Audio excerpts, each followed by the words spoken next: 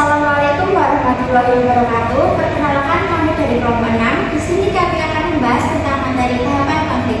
Sebelumnya perkenalkan, saya Rana Dasari dengan NPM 23810233 dan dengan saya Ayu Yani Aki dengan NPM 23810246. Saya Abdul Dalem Surya dengan NPM 23810244. Saya Intan Saludihaya NPM 23810279. Oke, langsung ke materinya.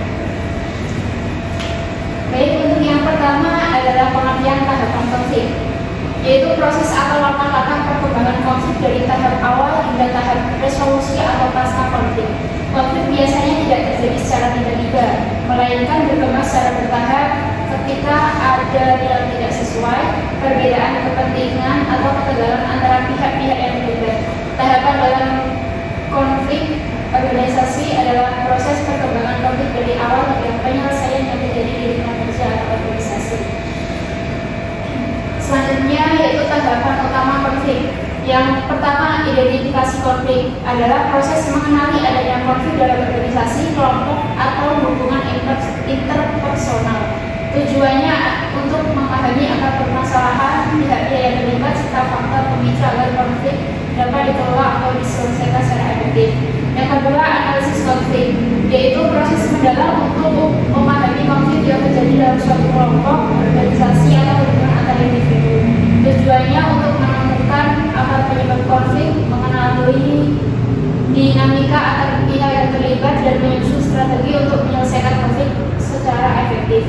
Yang ketiga adalah pemilihan strategi penyelesaian konflik, yaitu proses menentukan pendekatan yang paling tepat untuk mengatasi konflik yang terjadi. Strategi yang dipilih bergantung pada beberapa faktor seperti sifat konflik, intensitasnya, tujuan organisasi, serta hubungan antar pihak yang terlibat.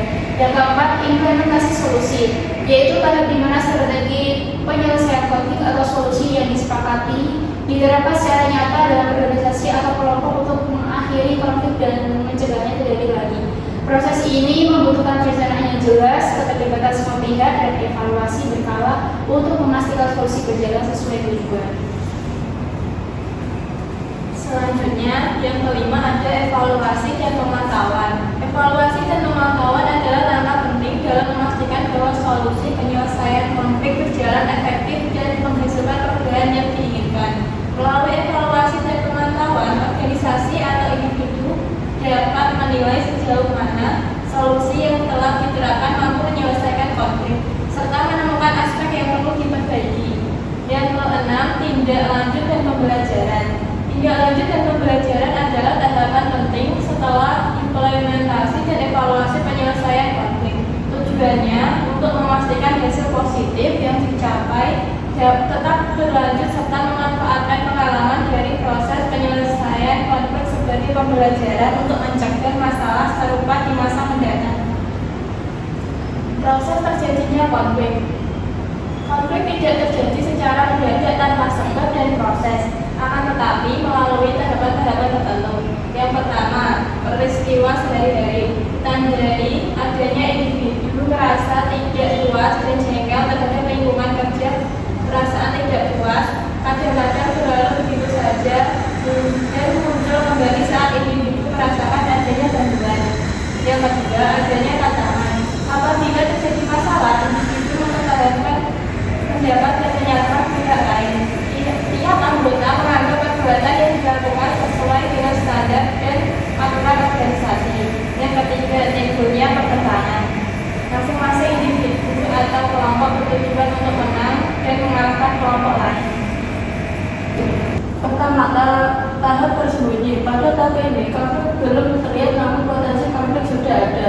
Kedua, tahap disadari. Pada tahap ini, konflik belum terasa secara emosional tetapi mulai disadari sebagai masalah potensial. Tiga, tahap dirasakan. Pada tahap ini, perasaan tidak puasan mulai berkembang dan konflik mulai terasa secara emosional.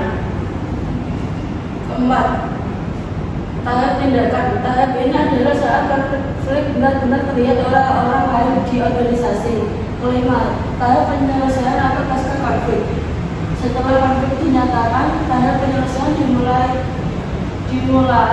Hasil dari tahap ini tergantung pada bagaimana konflik diselesaikan. Baik, selanjutnya tahap konflik secara umum. Yang pertama ada pra-konflik. Tahap awal ketika ada ketidaksesuaian tujuan antara dua pihak atau lebih. Yang kedua adalah konfrontasi. Tahap ketika konflik semakin terbuka dan berkembang. Selanjutnya ada krisis. Tahap puncak konflik ketika ketegangan dan kekerasan terjadi dengan hebat. Selanjutnya ada akibat. Tahap ketika pihak-pihak yang berkonflik bisa mengalah baik karena keadaan, negosiasi, atau desakan pihak lain. Dan yang terakhir ada pasca konflik. Tahap terakhir dari konflik, di mana situasi bisa damai atau tetap berselisih dengan perjanjian yang saling menguntungkan.